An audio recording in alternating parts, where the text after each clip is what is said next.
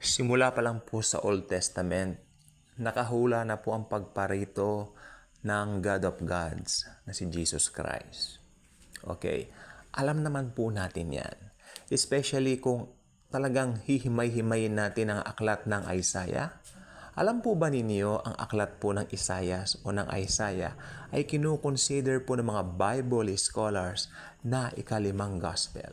Sapagkat dito sa aklat ng Isaias, talagang ito po ay nagpapakita ng mga gagawin ng Panginoong Jesucristo. Kung paano niya i-redeem ang mundo, kung paano siya magpapagaling ng mga may sakit, di po ba? Kung paano sa kanyang mga latay, lahat ng karamdaman natin sa katawan at sa espiritu ay magsisigaling. Kaya considered gospel, no? Ang Isaiah. Bagamat ito ay nandun po sa form ng prophecy.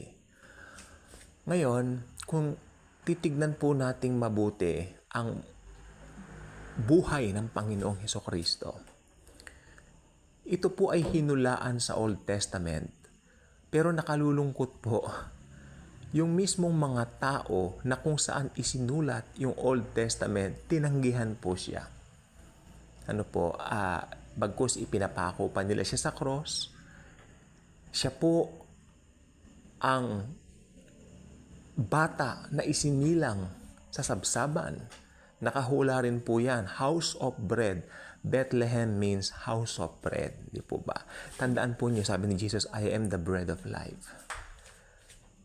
Nakakalungkot na yung mga kung saan isinulat yung mga hulang yan, hindi po ba sa mga Jewish people, tinanggihan nila ang Panginoong Hesukristo.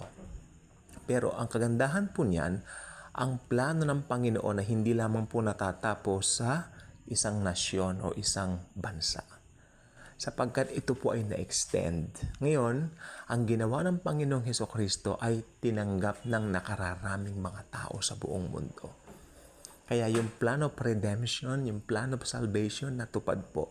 Aklat pa lang po ng Genesis, meron na pong pangako ang Panginoon na ililigtas niya ang mga tao mula sa kasalanan. Ever since kagatin ni Eva yung mansanas na ipinagbabawal mismo ni Jesus, nangako na po ang Panginoon nang ililigtas niya ang mundo. Natupad po ito at nung si Jesus po ay nakapako sa cross, sumigaw po ang Panginoon ng it is finished, doon pa lang po talunan na si Satanas. Kaya ang pinakamagandang makikita po natin dito, ang sino mang lalapit sa Kanya, magkakaroon ng buhay na walang hanggan. Kaya napaka-importante mo kung ikaw ay isang Kristiyano, sapagkat nasumpungan mo yung pinakapuso ng Diyos, yung pinakapuso ng Biblia, ng Kanyang mga salita. Maraming tao sa mundo, pero hindi lahat tumanggap kay Jesus. Basahin po natin ang John 1:12. Okay, ngayon na po may mga Bibles. Ito po nakalagay sa wikang Tagalog. Ngunit sa lahat ng mga nagsitanggap sa Kanya, sila'y binigyan niya ng karapatang maging mga anak ng Diyos. Nakakakilig yang verse na yan. Lalo na kung ikaw ay isang Kristiyano na tumanggap kay Jesus as your very own personal Lord and Savior.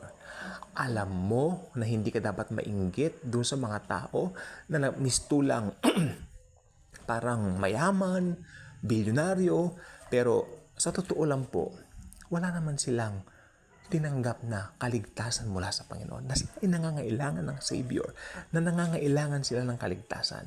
Kaya sabi po ng aklat ng unang Korinto 1:18, ang preaching ng cross ay kahangalan doon sa mga taong napapahamak.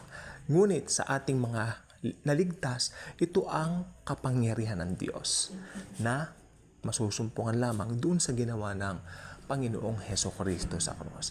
Kaya kung ikaw ay Kristiyano, binabati kita sapagkat meron na po tayong buhay na walang hanggan tulad ng binanggit nga po sa John 3:16.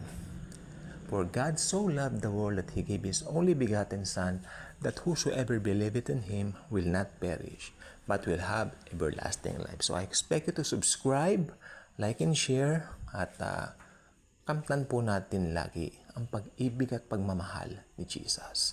Thank you, and Jesus truly loves us all.